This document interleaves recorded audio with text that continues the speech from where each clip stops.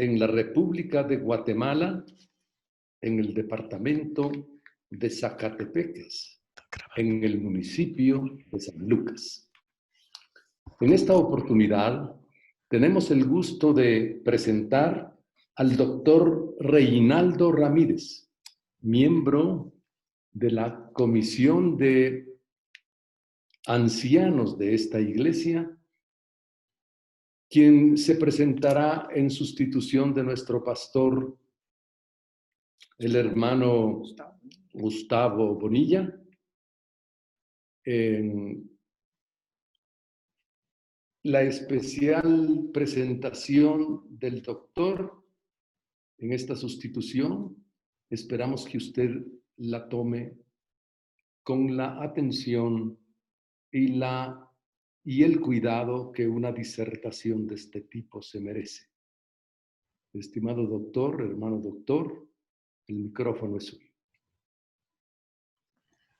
Muchísimas gracias a todos. Gracias por la invitación a poder compartir con todos ustedes y también a través de nuestro canal en YouTube y la internet para los que se conectan y ven los mensajes de la iglesia regularmente, que no solamente nosotros, sino también personas que no son miembros de la iglesia, pero que nos siguen a través de los diferentes medios. Así es de que muchas gracias por la invitación. Hoy quiero compartir con ustedes un mensaje realmente muy interesante. Así es de que lo vamos a poner. Aquí está. ¿Sí lo pueden ver? ¿Sí lo pueden ver? Sí, doctor, se ve. Muy bien, perfecto. Entonces, la vida es más que lo que se ve. La vida es más que lo que se mira.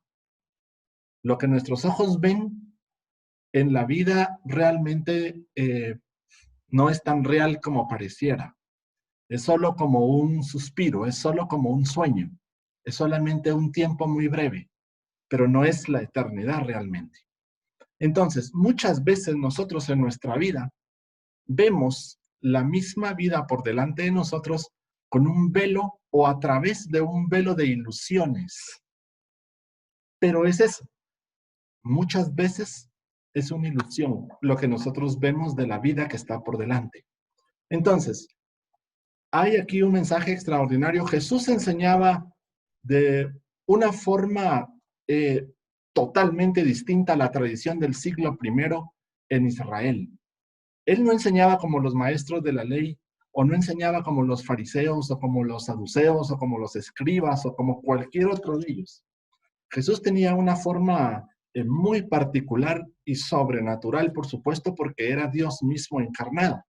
Entonces, cuando Dios viene a habitar en medio de nosotros y nace como uno de nosotros y se hace como uno de nosotros, Él enseña sus palabras de una forma sobrenatural.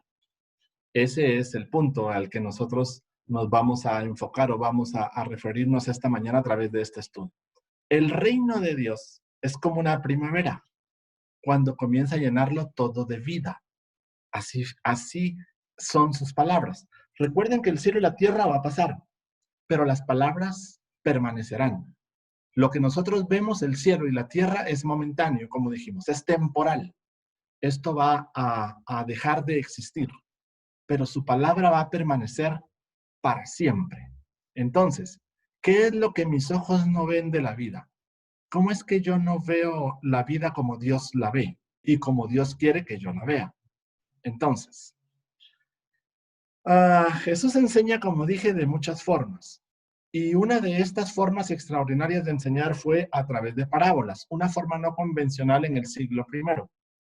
Entonces, una parábola es un relato, es una historia, es una narración, es una analogía, o es una comparación, o es una semejanza.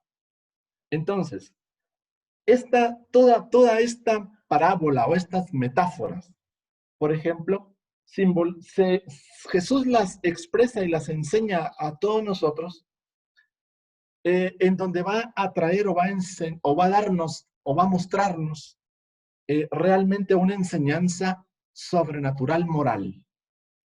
Y Dios es extraordinario en ese sentido.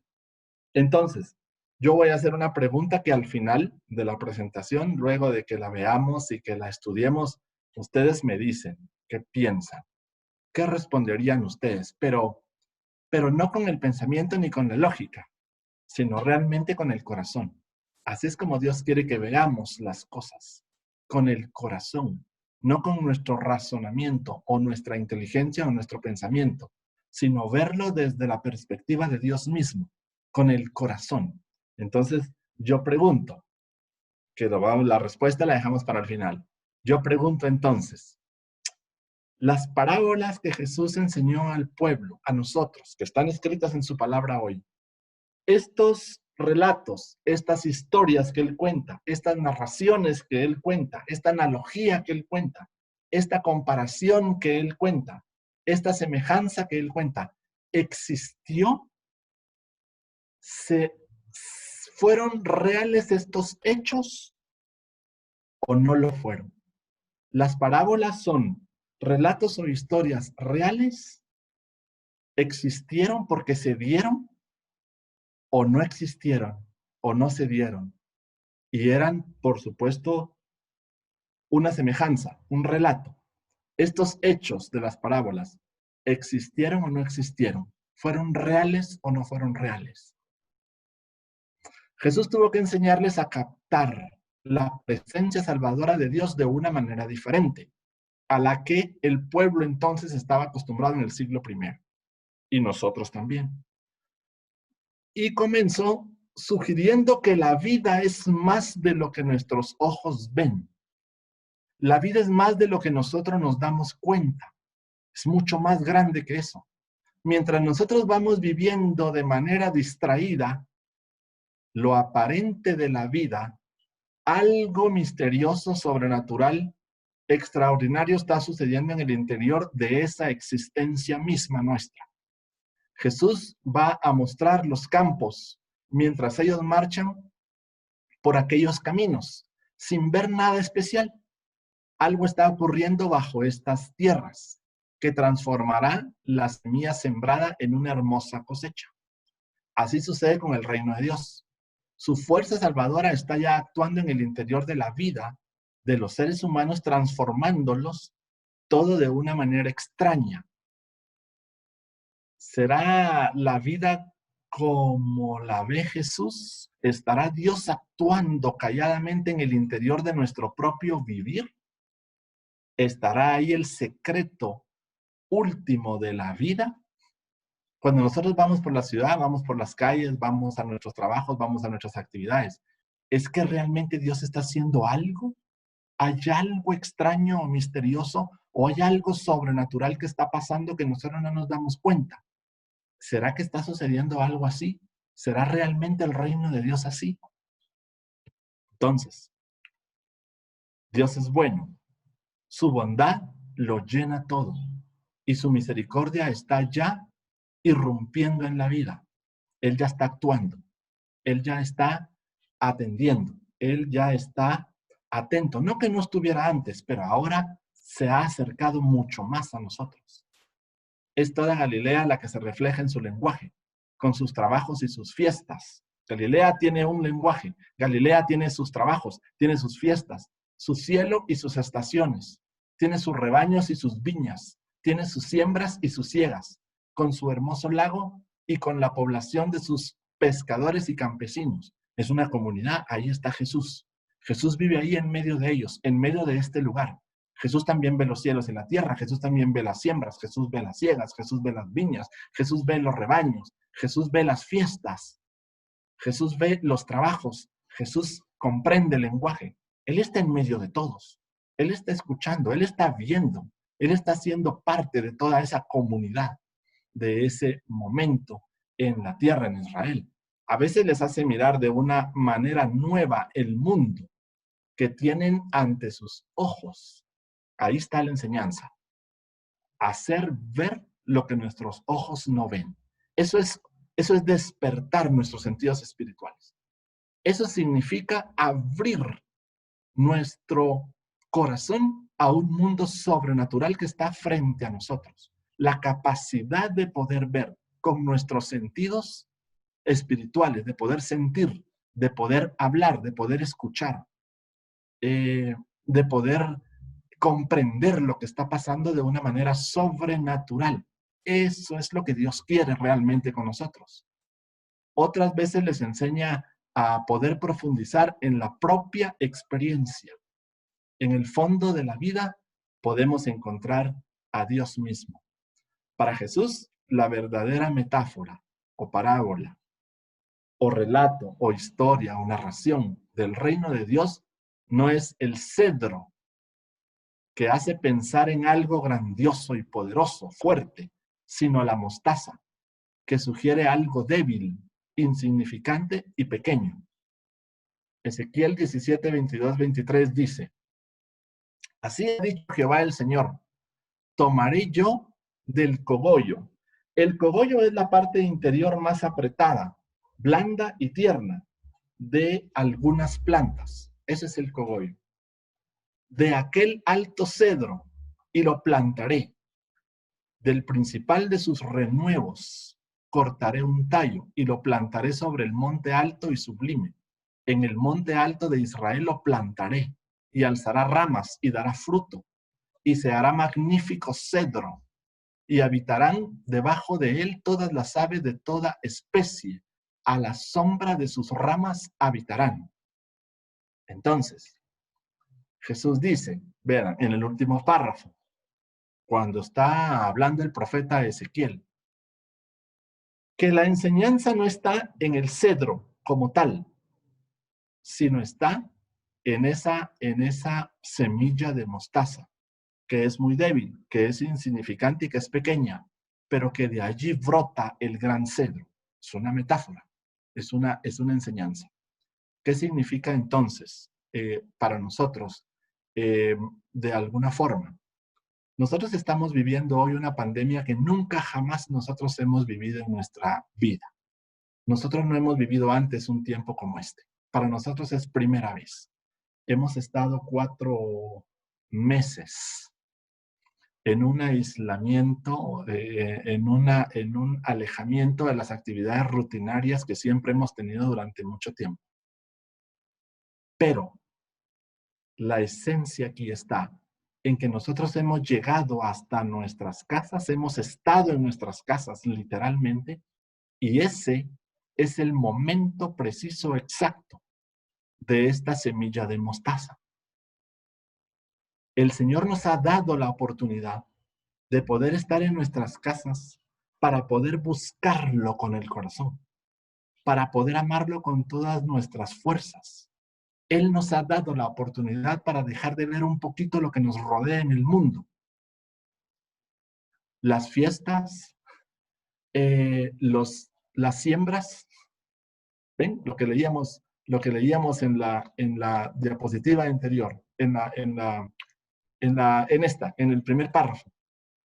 Hemos dejado de ver tan literalmente como antes de que se diera este tiempo los trabajos, las fiestas, el cielo, las estaciones, los rebaños, las viñas, las siembras, las siegas. Ahora tenemos que ver hacia adentro lo que está pasando adentro de nosotros mismos.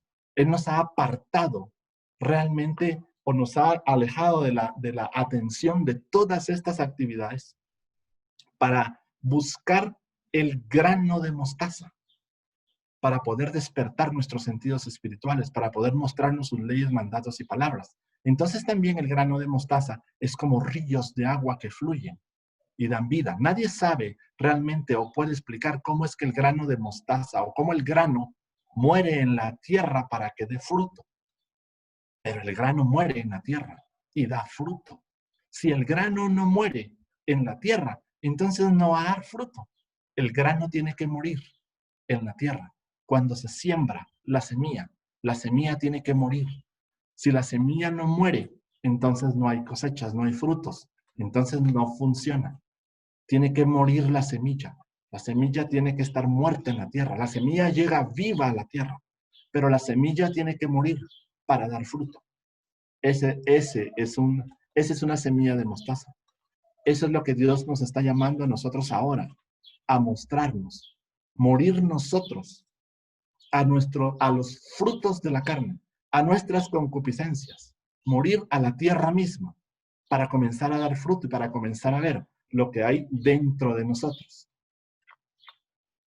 Primero, tierras sembradas por los campesinos. Los campesinos vienen y siembran. A los pocos meses, las campiñas están cubiertas de mieses. Comienza a haber fruto y comienzan a haber colores. Comienzan a haber plantas. Comienza a haber mucha diversidad de imágenes que nuestros sentidos naturales perciben. Cada año a la siembra le sigue con toda seguridad una cosecha. Después viene un tiempo en el que hay que cosechar. Nadie sabe muy bien cómo, pero algo se produce misteriosamente bajo la tierra. Lo mismo sucede en el reino de Dios. Está ya actuando de una manera oculta y secreta.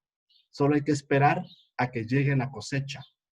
Nosotros hemos estado ahora, como dije hace un momento, un tiempo en donde esperamos que las campiñas se cubran de mieses y la siembra de su cosecha. Estamos a la espera de la cosecha, porque la mies ya está madura.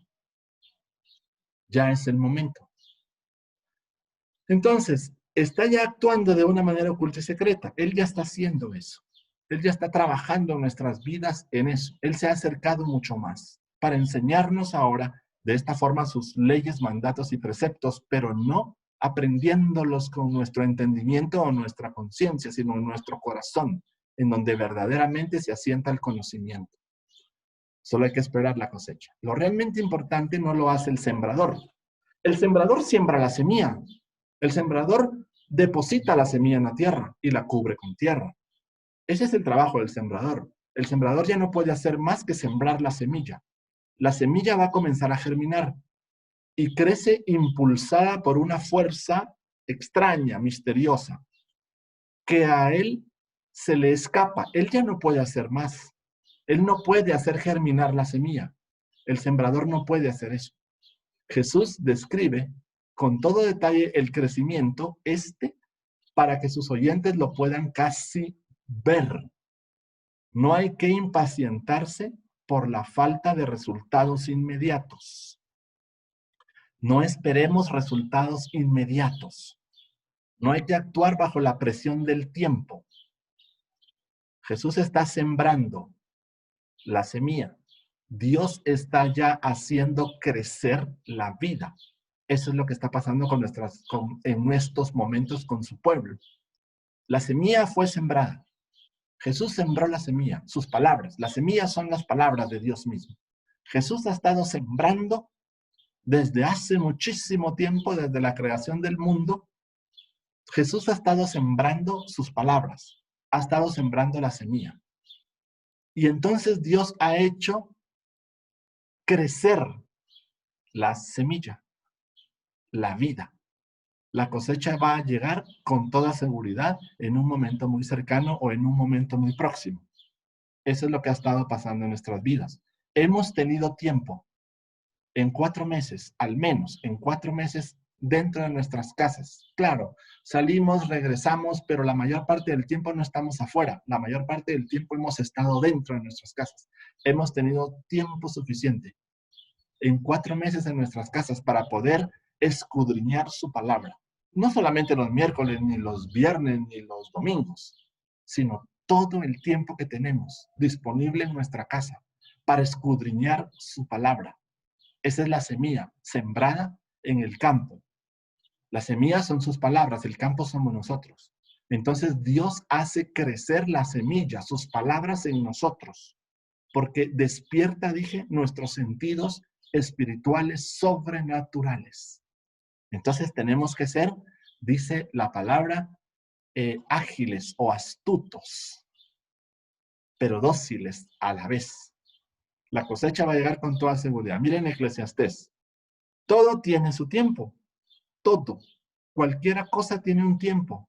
Y todo lo que se quiere debajo del cielo va a tener su hora. Todo está planeado por Dios mismo. El plan es perfecto. Y todo va a cumplirse en su justo y preciso momento. Ni va a ser antes, ni va a ser después. va a ser justo en su propio momento. Eso es lo que nos está enseñando. La enseñanza realmente de Jesús va de adentro hacia afuera, no de afuera hacia adentro, pero Jesús enseña lo de afuera para resaltar la enseñanza que está dentro de nosotros. Lucas 15. Que no vamos realmente en este estudio a interpretar en sí literalmente toda la parábola, sino algo extraordinario que no vemos o que pasamos muchas veces desapercibido. Un padre tenía 2 hijos. Conocemos la parábola, la hemos leído muchísimas veces y hemos escuchado mensajes, por supuesto, muchísimos de esta parábola. Pero no vamos a interpretar la parábola. Un padre tenía 2 hijos. Y el menor de ellos dijo al padre, Padre, dame la parte de la herencia que me corresponde. El padre tiene 2 hijos. Vean, aquí, 2. El más pequeño de los 2 le dice, dame la parte de la herencia que me corresponde. Y él, el padre, les en plural, les repartió la herencia. Significa que si les repartió la herencia, significa que se la dio a los 2 hijos. Pero solo el menor había pedido la parte de la hacienda que le correspondía. Entonces, lo más lógico que nosotros podemos pensar es de que si el hijo menor le pidió la parte de la herencia, el padre debió de haberle dado solo la parte al hijo menor. Al otro no, porque no se la había pedido, y el otro hijo estaba viviendo con él en la casa. Pero el padre les reparte a los 2 la herencia. No le estaba pidiendo el otro hijo mayor la herencia, pero el padre se la da. Pocos días después, el hijo menor lo reunió todo y se marchó a un país lejano, donde malgastó su hacienda, viviendo como un libertino. Cuando hubo gastado todo, sobrevino un hambre extrema en aquel país y comenzó a pasar necesidad. Entonces fue y se ajustó con uno de los ciudadanos de aquel país que le envió a sus fincas a apacentar puercos. Y deseaba llenar su vientre con las algarrobas que comían los puercos, pero nadie se las daba. Y entrando en sí mismo dijo, ¿cuántos jornaleros de mi padre tienen pan y abundancia mientras yo aquí me muero de hambre? Me levantaré, dijo. Entonces, cuando él dice me levantaré, significa que estaba caído. El hombre estaba en la ruina. El hombre había perdido todo. El muchacho tenía nada. Tenía una hacienda. Dame la parte de la hacienda. Pocos días después reúne todo y se marcha. Abajo dice entonces, me levantaré. Ya no tenía nada. Se había acabado todo. Todo. Esta gran hacienda y todo lo que había reunido se acabó. E iré a mi padre, dice. Verán que no dice, iré a mi casa, iré a la casa de mi papá, iré a la hacienda de mi papá, iré al pueblo donde vive mi papá y mi hermano, iré a mi padre. Él se levanta del suelo, se levanta del polvo, se levanta de la tierra, para ir con su papá. Él no está buscando a nadie más. Él quiere ir a su padre. Y le diré, Padre, pequé contra el cielo y ante ti. Ya no merezco ser llamado tu hijo. Trátame como a uno de tus jornaleros. Y levantándose partió hacia su padre, dice. Tampoco vuelve a decir que se fue a la casa del padre, a la ciudad del padre, al pueblo del padre. Él va al padre. Estando él, aquí está hablando del padre, estando él todavía lejos, le vio su padre. El padre estaba pendiente, seguro. El padre estaba atento a que algún día regresara su hijo. Él estaba seguro, era un padre. Él lo quería, era su hijo. Y era su hijo pequeño, ¿cómo no lo va a querer? Al final todo lo que el padre tenía era para su hijo o para sus hijos. Eso iba a ser así, pero el padre seguro tenía la esperanza de que su hijo iba a volver en un momento determinado, porque dice, le vio su padre. Estando él, el muchacho, todavía lejos, le vio su padre y conmovido corrió el padre. Se echó a su cuello y le besó efusivamente. El hijo le dijo: Padre, pequé contra el cielo y ante ti. Ya no merezco ser llamado hijo tuyo. Pero el padre dijo a sus siervos: traed aprisa el mejor vestido y vestidle. Ponedle un anillo en su mano y unas sandalias en los pies.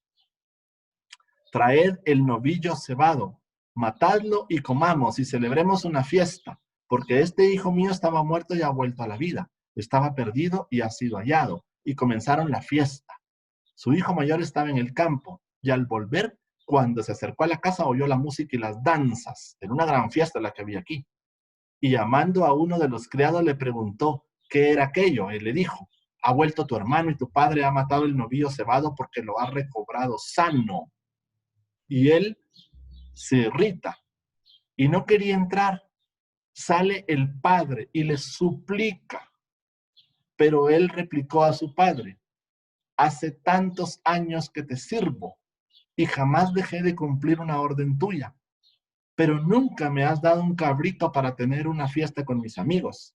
Y ahora que ha venido ese hijo tuyo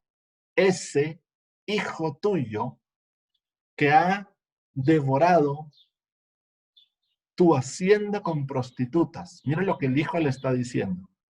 El hijo mayor, el hermano de este muchacho, el hermano mayor, el hijo mayor. Ahora que ha venido ese hijo tuyo que ha devorado tu hacienda con prostitutas. Has matado para él el novillo cebado.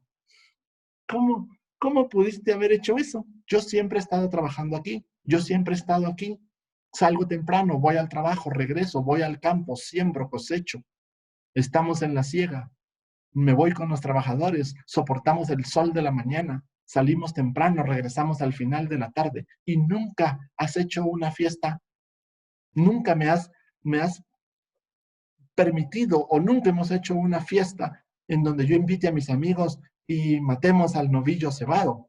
Ahora viene este que se acabó todo, que viene del suelo, que viene de la tierra, que trae nada, y a él le pones un vestido, a él le pones un anillo, a él le pones sandalias, matas el mejor novillo, el más grande, el más gordo, y amás a todos para hacer una fiesta, y música, y danzas, y conmigo nunca has hecho eso. Y con este que hace eso, lo haces. ¿Por qué hiciste eso? Aquí hay una discusión entre el hijo mayor entre el hijo mayor y el padre. Jesús conocía los conflictos que se vivían en las familias de Galilea. Recuerden que Jesús aquí le está contando a los oyentes una parábola, un relato, una historia. Y todos los oyentes en Galilea, todos los oyentes que están alrededor de él, están atentos a la enseñanza. Está contándoles una parábola. Las discusiones entre padres e hijos, los deseos de independencia de algunos, o las rivalidades entre hermanos por derechos de herencia, ponían en peligro la cohesión y estabilidad de una familia. Aquí estamos hablando del siglo I. Jesús le está hablando, como dije, Jesús le está hablando a los oyentes. Y entonces, ¿cómo era el siglo I aquí? Habían discusiones entre padres e hijos. Los deseos de independencia de algunos o las rivalidades entre hermanos por derechos de herencia ponían en peligro la cohesión y la estabilidad de una familia. Se sufría lo indecible, pues la familia lo era todo. El hogar, el lugar del trabajo y la supervivencia. Era una fuente de identidad, garantía de seguridad y protección. Siglo I. Era muy difícil sobrevivir fuera de la familia. Tampoco una familia podía subsistir aislada de las demás. Las aldeas estaban formadas por familias, unidas por estrechos lazos de parentesco, vecindad y solidaridad. Juntos preparaban los matrimonios de sus hijos, se ayudaban unos a otros para recoger las cosechas o reparar los caminos, y se unían para proteger a las viudas y a los huérfanos. Tan importante como la lealtad a la propia familia era la solidaridad entre las familias de la aldea. Los problemas y conflictos de una familia iban a repercutir en todos los vecinos. de alguna forma influía o afectaba. Jesús entonces les está enseñando esta parábola, en donde les cuenta de la historia o el relato de este padre con sus dos hijos, y todos están atentos a escuchar lo que él va a decir y a lo que él les está enseñando o les quiere decir a sus corazones. Al exigir la parte de su herencia, está dando por muerto al padre. El padre no se había muerto. El padre realmente estaba vivo. Rompe la solidaridad de la familia y echa por tierra el honor. Hasta este momento, en la historia realmente del pueblo judío, el padre, estando vivo, no podía heredar al hijo. Eso no podía ser. Y lo dice en Hebreos capítulo 9, verso 16.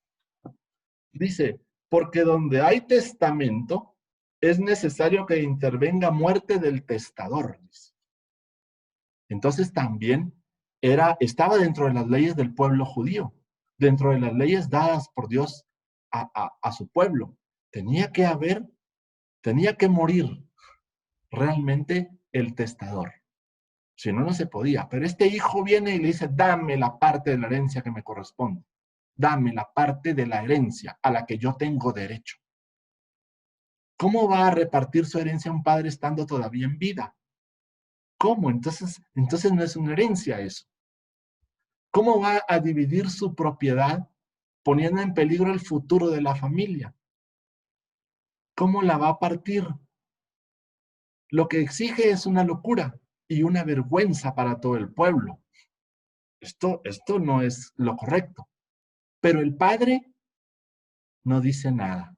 El padre se queda callado. El padre guarda silencio. Y el padre respeta la sinrazón, o la necedad, o la inconsciencia, o el irrespeto de su hijo, y les reparte su herencia. Él guarda silencio, respeta la necedad y la terquedad, y reparte su herencia. Eso conmueve obviamente a la comunidad que está escuchando, a los oyentes. Ellos dicen, pero ¿cómo es posible eso? ¿Cómo el hijo hace eso? ¿Y cómo el padre se queda callado? ¿Y cómo el padre respeta la opinión de ese hijo? Insensato, necio. ¿Cómo el padre está respetándolo? El texto dice literalmente que el padre repartió entre ellos entonces su vida, lo que constituía su vida y el sustento y el trabajo de muchos años. Repartida la herencia, el hijo se desentiende del padre. ¿Ven lo que pasa? Una vez les dan su herencia, se van. Abandona a su hermano y se marcha a un país lejano. Me voy lejos. Sin libertad ni dignidad alguna, haciendo una vida infrahumana en medio de animales impuros. Pero él dice, me levantaré e iré a mi padre. Reconocerá su pecado entonces, que violó realmente las leyes, mandatos y preceptos de Dios para nuestras vidas. Se rompió, no quiso obedecer, no quiso atender, no quiso poner su atención a las palabras, no quiso poner su atención al grano de mostaza, no le importó el grano de mostaza, no le importó la cosecha, no le importó la siega. Para él no era importante ni la cosecha ni la siega. La bendición de Dios para nuestras vidas. Ha perdido todos sus derechos de hijo, pero tal vez pueda ser contratado como un jornalero más. Eso es lo que está explicando el texto. El muchacho, con la mitad de una hacienda y con muchos recursos, dijo, ahora tengo todo para vivir, suficiente para mí. Me voy a ir lejos, voy a hacer mi vida, voy a hacer lo que yo quiera, voy a vivir como yo quiera, voy a pensar como yo quiera, voy a hacer lo que me venga en gana. Entonces desprecia realmente las palabras, las leyes, mandatos y preceptos. Desobedece realmente a Dios mismo. ¿Ven? Eso somos nosotros. El Padre es Dios. El Hijo somos nosotros. Yo puedo todo. Yo tengo campos, tengo siembras, tengo cosechas, tengo fiestas, danzas, música. Yo tengo todo. Yo no necesito. Yo puedo vivir. Como decía la lección, botaré mis graneros y construiré nuevos. Porque ha crecido tanto que tengo todo. La acogida del Padre es increíble. Estando todavía lejos fuera del pueblo, ve a su hijo. Literalmente se le conmovieron las entrañas. Fue movido a misericordia por un hijo desobediente.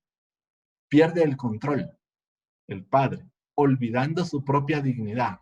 Vean esto lo interesante.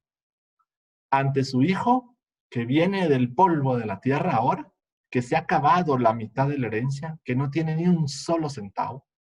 El hijo, pensando que lo tenía todo y que había conquistado el mundo, ahora regresa descalzo, sin esperanza, sin ropas, sin un lugar en donde vivir, porque él hasta entonces comía y dormía entre los cerdos. Entonces ahora regresa, olvidando el padre entonces la propia dignidad, corre a su encuentro, le abraza con ternura sin dejar que se eche a sus pies y le besa efusivamente sin temor a su estado de impureza. Pero ojo que es el padre el que está, el padre es el que lo vio y el padre es el que corre. Aquí no aparece el hermano, aquí aparece el padre. Aquí es una relación entre padre e hijo. No entre hermanos, es entre padre e hijo. Estos besos y abrazos entrañables delante de todo el pueblo son signo de una acogida y de perdón, pero también de protección y defensa. El padre lo besa, el padre lo abraza, el padre lo extraña, delante de todo el pueblo que está viendo. Ahora aquí en la parábola, delante de todos los oyentes, que están prestos a la atención de la enseñanza de Jesús. Son un signo en que yo me regocijo y me alegro, en que yo voy a recibir a mi hijo y lo voy a perdonar, pero también lo voy a proteger y también voy a venir en defensa de él ante los vecinos. Miren lo interesante, miren todo lo que significa esa acción o ese actuar del Padre. Interrumpe su confesión para ahorrarle más humillaciones. Hijo, ya no hables más, hijo mío, ya no hables más. Ya no hables más, ya no más, ya es suficiente la humillación. Ya no hayan palabras en tu boca. Irrumpe la confesión y se apresura a restaurar su dignidad dentro de la familia. No dentro de la comunidad, dentro de la familia. Esto es algo muy, muy íntimo, es algo muy privado. Esto no es público. Jesús está enseñando la lección, pero la restauración de esa dignidad va dentro de la familia. Lo viste con el mejor vestido de la casa. El mejor vestido era probablemente, quizás, el del padre. Si eso fuera así, significa que el mejor vestido del papá se lo pone al hijo. El mejor. ¿Lo ven? ¿Ven lo que está haciendo? Lo está vistiendo. El padre nos está vistiendo con su mejor vestido. Miren lo que está haciendo el papá. Porque el hijo, ¿cómo venía? El Salmo 40. Pacientemente, dice la Escritura, esperé a Jehová y se inclinó a mí y oyó mi clamor. Y me hizo sacar del pozo de la desesperación, del lodo cenagoso. Puso mis pies sobre peña y enderezó mis pasos. Puso luego en mi boca un cántico nuevo, alabanza a nuestro Dios. Verán esto muchos y temerán y confiarán en Jehová. ¿Ven? Cuando nosotros estamos leyendo la Escritura y nos lleva a otros pasajes, lo que está haciendo el Padre aquí es cumpliendo la Escritura. La Escritura se está haciendo vida. La Escritura, la ley se está haciendo vida. Por eso Jesús dice, yo no vine a abolir la ley, sino vine a cumplir la ley. ¿Cómo Jesús estaba cumpliendo la ley entonces en medio de nosotros en esta nueva era o en este nuevo tiempo? A través del amor. Jesús cumple la ley por amor. Entonces, no por sacrificios, por holocaustos, sino por obediencia, sino por amor. Le pone el anillo que le confiere el título de hijo y le hace calzar sandalias de hombre libre, porque entonces era un esclavo, era un sirviente, trabajaba para otros. Pero hay que rehacer también el honor y el de toda la familia dentro de la aldea. El padre organiza un banquete, esa es la forma en que lo está haciendo. ¿Ven? Para todo el pueblo. Se matará el novillo cebado y habrá música y baile en la plaza. Es una hacienda grande, el hombre es rico, el hombre tiene muchos recursos. Entonces él mata al mejor novillo, manda a traer a los músicos, manda a traer a los bailarines y en la plaza de la gran hacienda hace una fiesta en donde invita a toda la comunidad. Entonces, otra vez, Jesús está enseñando esta parábola a los oyentes y les está diciendo a los oyentes, todos ustedes van a ser invitados a la música y al baile en la plaza. Para una familia de labradores de Galilea, matar un ternero era muy costoso y era muy poco frecuente, no era común. Solo se hacía en las grandes fiestas para compartirlo con los vecinos. Desde su corazón de padre, él lo ve todo de manera diferente. El padre entonces no está viendo la riqueza, la mitad de esa hacienda que perdió con su hijo. Eso no era lo importante para el padre, pero para el hijo sí lo era.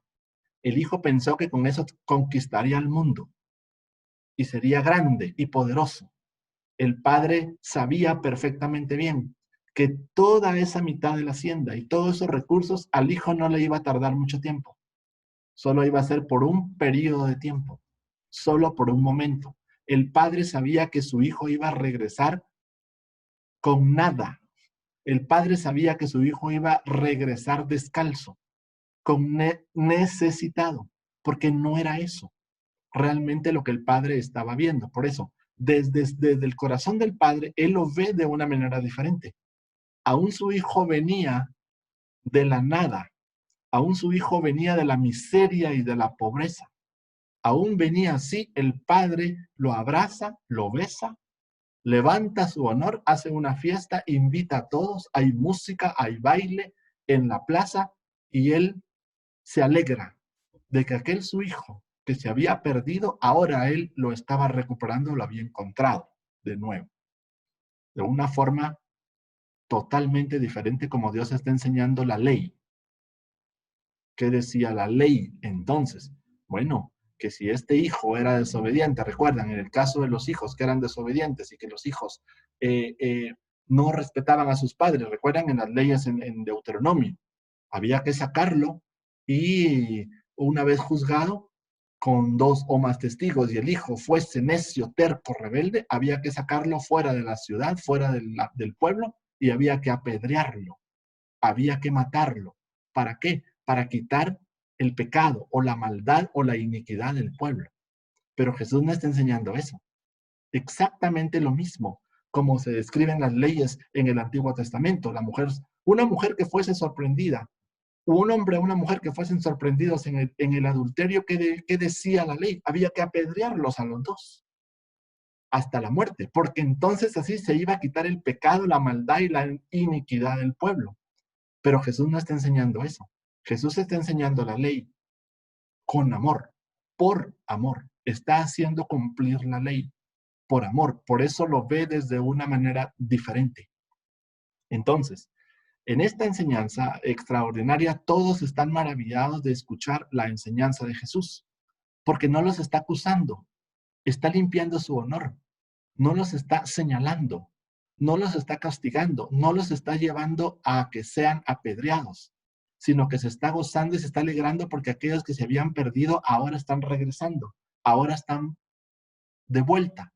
Entonces ahora es el momento de hacer una gran fiesta con bailes y música, porque ellos pensaron que teniendo todo lo que tenían era lo más importante, pero la vida no era eso, la vida es mucho más que eso. Ellos veían la vida con lo que tenían, sus casas, sus trabajos, sus campos, sus viñas, sus siembras, sus cosechas, su siega, sus carros. sus entradas y sus salidas, sus estaciones, sus frutos, sus árboles.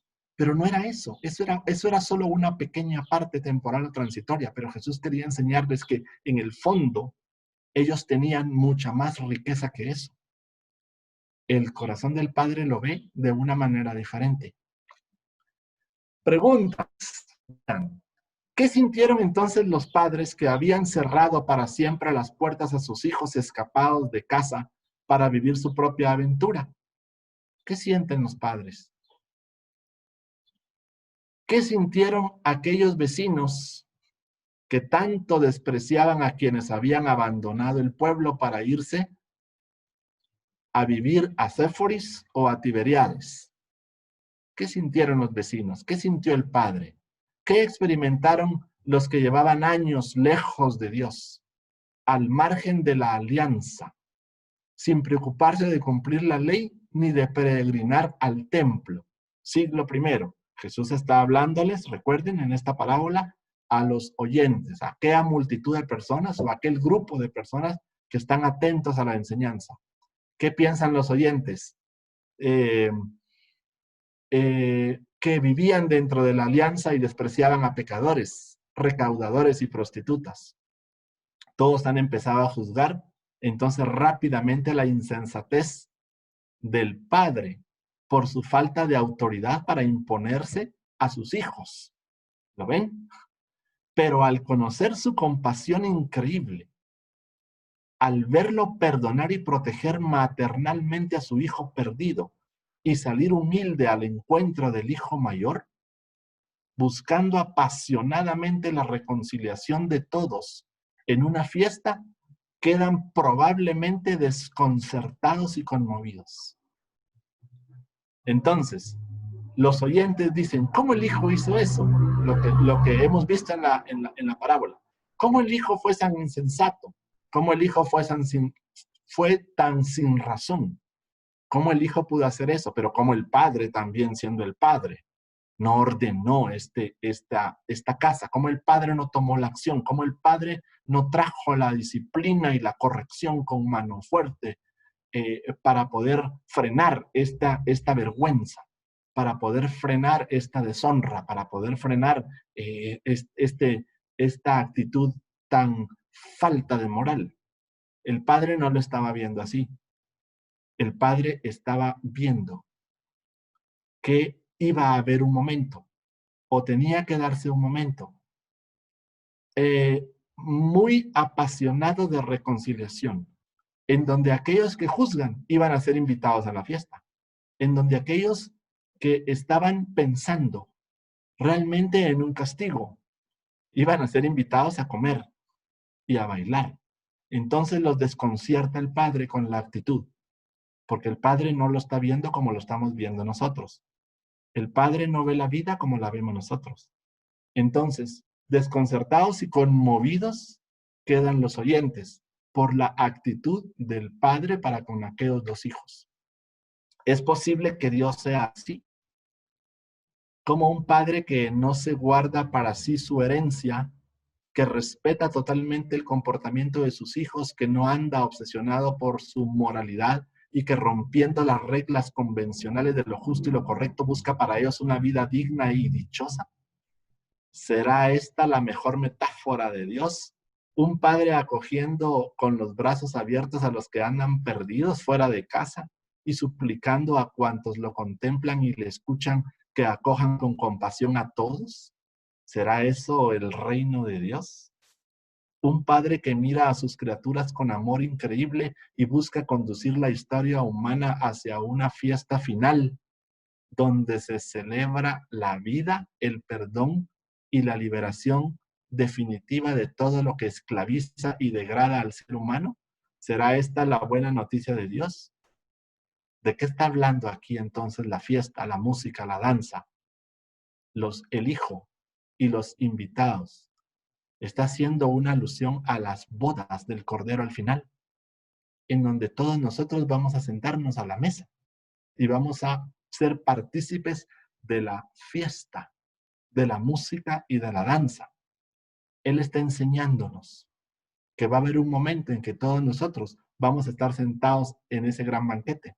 Jesús habla del banquete, espléndido para todos. Música, danzas, hombres perdidos que desatan la ternura del Padre, de hermanos llamados a perdonarse. Eso es lo que el Padre está haciendo. También esto iba, y esta gran fiesta, esta música y estas danzas iba a traer la reconciliación, no solamente entre el Padre y el Hijo, sino también entre el otro Hijo, para con su hermano. El Padre lo estaba viendo de esa forma. No lo estaba viendo como nosotros lo podemos ver o como nosotros lo podamos juzgar. Otra vez, pero Padre, se acabó toda tu herencia, eso no importa. Esa herencia, eso que sus hijos tenían y en lo que ellos creyeron y confiaron, eso no es la vida. La vida no es eso. Eso es una parte, pero eso no es la vida. El cielo y la tierra pasan. Esto pasa. Pero las palabras, la lección, la enseñanza no va a pasar, porque quedan guardadas en lo profundo del corazón.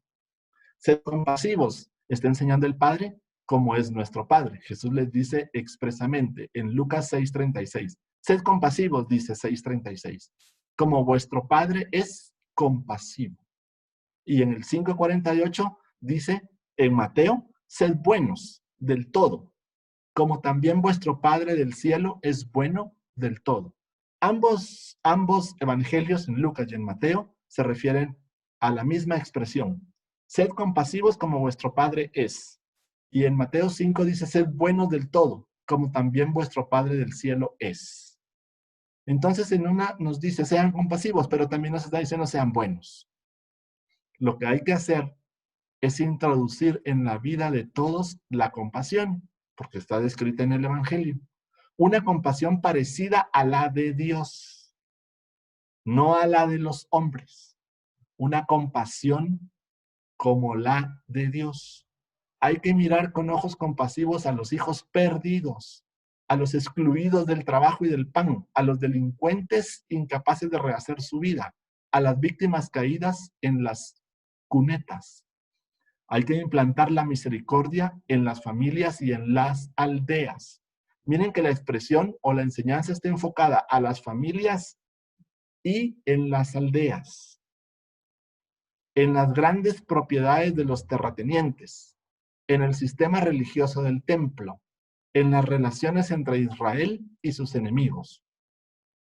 ¿Qué es lo que está enseñando entonces, de alguna forma? Que aún siendo el hijo insensato, necio, terco y rebelde, sin razón, a pesar de eso el Padre tuvo misericordia de su hijo, que era insensato, necio, terco, rebelde y sin razón. Ahí se mostró la misericordia, aún siendo él, el hijo, un necio. El Padre fue misericordioso, aún siendo un necio. ¿Lo ven? Por eso dijimos nosotros el viernes cuando tuvimos una lección, la misericordia es un misterio. Porque incluso Dios tiene misericordia, obviamente, de nosotros, los necios, los tercos, los rebeldes y los sin razón. Dios tiene misericordia de los sabios en su propia opinión. No es tener misericordia entre buenos, porque aún entre malos también tienen. Los malos se ayudan entre sí. Los buenos también se ayudan entre sí. A veces los malos no se ayudan entre sí. A veces los buenos no se ayudan entre sí. Es un misterio, pero nace de adentro. Nace de la palabra que está sembrada, de la semilla de mostaza que está en el corazón. Por eso la misericordia es un misterio, es un favor inmerecido. La misericordia es un favor inmerecido, no nos lo merecemos, no tenemos derecho, no lo tenemos en lo mínimo, pero Él, el Padre, tiene misericordia. Ven, aquí no está hablando entre hermanos, como dijimos en este mensaje, está hablando en el Padre. El Hijo, cuando se queda sin nada, va a la casa del Padre, va a buscar a su Padre, no va a buscar a nadie más. Entonces, cuando yo recibo un favor inmerecido, yo debo de ser agradecido con mi Padre, porque es mi Padre el que está mostrando su misericordia para conmigo. O sea, yo no espero literalmente la misericordia de los que me rodean. Yo espero la misericordia de mi Padre, que si yo recibo la misericordia de mi Padre, entonces sí se va a manifestar en los que me rodean.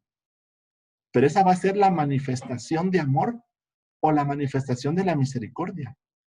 Que Dios mueve a misericordia a quien Él quiere para conmigo, o Él muestra su misericordia directamente conmigo.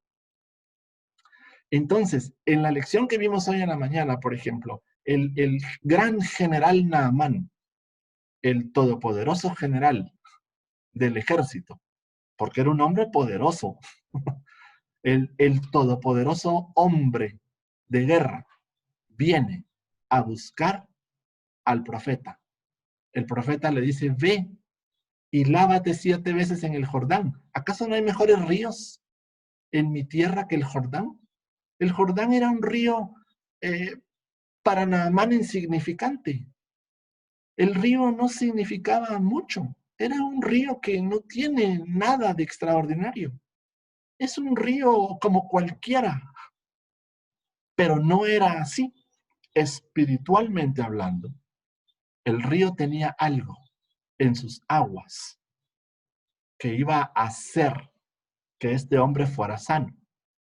Este componente extraño que tiene el río, que hace que se sanen, es el mismo poder de Dios y la misericordia de Dios. No es en sí el río, no es en sí el agua verde, sino lo que Dios quiere hacer en nosotros a través de ese río insignificante. ¿Se recuerdan que dijimos que el monte Sinaí, donde Dios le da la tabla de los 10 mandamientos a su pueblo, no era la mejor montaña, no era el mejor monte del desierto? Habían otros montes mejores. En realidad, en el desierto habían otras tierras mucho mejores, como para que Dios le hubiera dado a Moisés las tablas. Pero Dios escogió ese monte, porque Él quiso manifestar su poder y su gloria en ese insignificante monte terrenal, por llamarlo de esa forma. En una película de los cruzados, viéndola una vez, están luchando ellos por conquistar o por liberar, por rescatar a Jerusalén. Y en una conversación en la que tienen 2 hombres importantes en esa película, uno le dice al otro, ¿cuánto vale Jerusalén?, le dice. Y el otro hombre le contesta, no vale nada. Y este hombre que escucha la respuesta se le queda viendo. Pero luego el otro hombre que da la respuesta, que dijo, no vale nada, expresa la segunda parte de la respuesta y dice, y lo vale todo, dice. ¿Qué significó lo que le dijo? ¿Cuánto vale Jerusalén? Jerusalén no vale nada, pero lo vale todo. ¿Qué es lo que le está diciendo? Jerusalén es un pedazo de tierra como en el mundo, entre las naciones como cualquier otra parte de la tierra. Pero, Jerusalén tiene un tesoro codiciado por el mundo entero. Es una tierra como las demás, pero lo vale todo, porque las demás tierras no tienen lo que tiene Jerusalén. Es una metáfora, es una enseñanza lo que le está diciendo. Es un pedazo de tierra, es un estado, es una nación. No vale nada, pero lo vale todo. Lo vale todo. Porque tiene un tesoro que muchos ojos en la tierra no lo ven, pero otros sí. Entonces, Dios está enseñando cosas que nuestros ojos no ven, lo que pareciese insignificante, igual como el monte Sinaí o como el río Jordán. ¿Cuánto vale el monte Sinaí? ¿Cuánto vale el río Jordán si le pusiéramos un precio? No vale nada, pero lo vale todo. Es extraordinario. Es grande. Hay un secreto guardado ahí, extraordinario, porque Dios hace su voluntad en esos lugares, no en otros. Él escoge esos lugares para hacer su voluntad y para manifestarse allí. ¿Con quién compararé a esta generación? Se parece a los chiquillos que sentados en las plazas se gritan unos a otros diciendo, os hemos tocado la flauta y no habéis bailado. Os hemos entonado cantos fúnebres y no os habéis lamentado. Está en Lucas 7 y en Mateo 11. Mirad los cuervos, No siembran y no cosechan. No tienen despensa ni granero. Y Dios los alimenta. ¿Cuánto más valéis vosotros que los pájaros?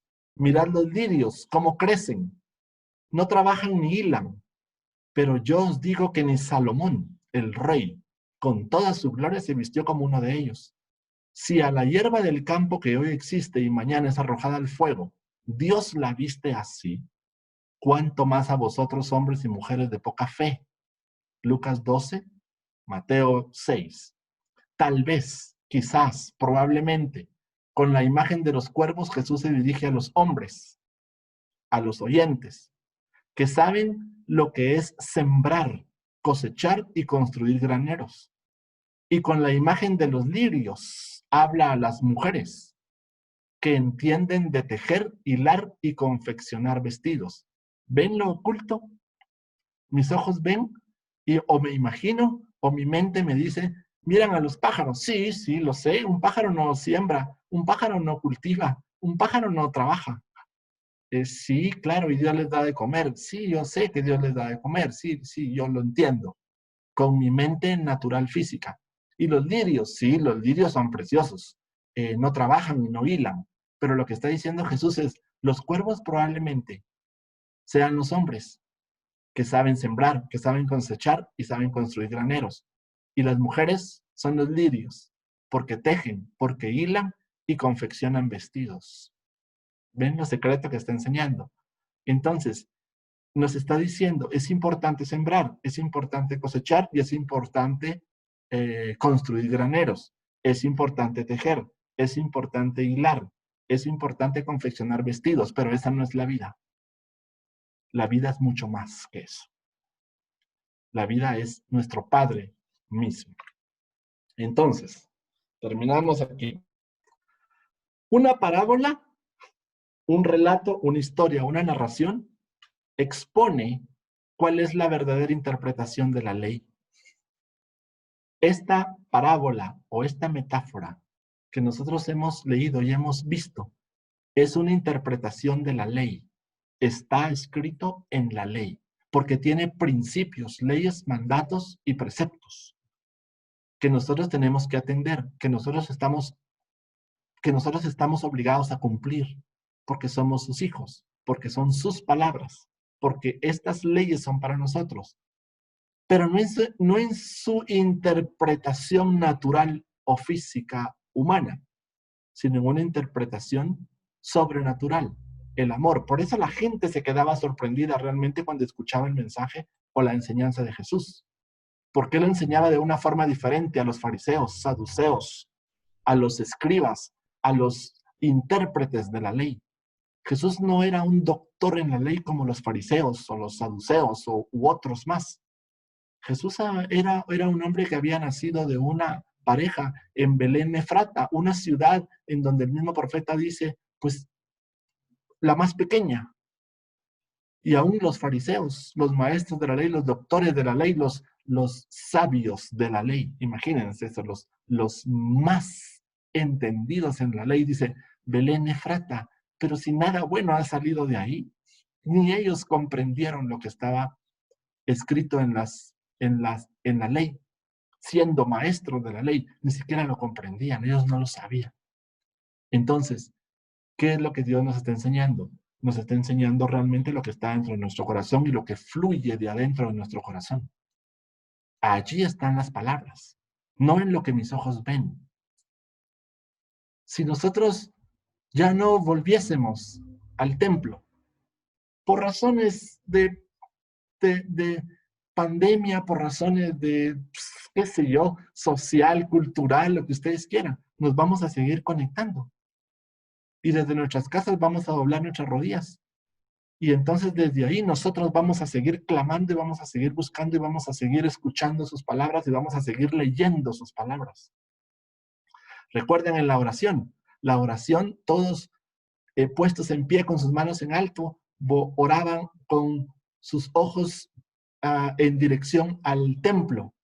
Jesús se paraba en los lugares y puesto en pie con sus manos en alto, él alzaba sus ojos al cielo, no al Dios del templo, sino al Dios del cielo. Entonces no es el lugar, no es lo que nosotros vemos, sino es el corazón nuestro que Dios ve. Entonces, si tenemos que salir al patio para alzar nuestros ojos al cielo y levantar nuestras manos, ahí Dios nos va a escuchar. Si nosotros nos sentamos en las gradas de nuestra casa solitos, ahí Dios nos va a escuchar, ahí Dios nos va a ver. Es alegre regresar al templo y ojalá lo podamos hacer pronto, ojalá, porque es bueno. El mismo salmista lo dijo. Estar en tu casa es un gozo, es una alegría, es una fiesta. Estar en los atrios, estar en tus puertas, eso es lo mejor que puede pasar. Pero si eso no fuera posible, en donde nosotros estemos, con todo nuestro corazón abierto, allí la parábola expondrá la verdadera interpretación de la ley. Allí estará Dios mismo y ahí estaremos todos juntos, cantando, escuchando y celebrando como lo estamos haciendo ahora. Ha cambiado el tiempo, pero nosotros seguimos escudriñando su palabra.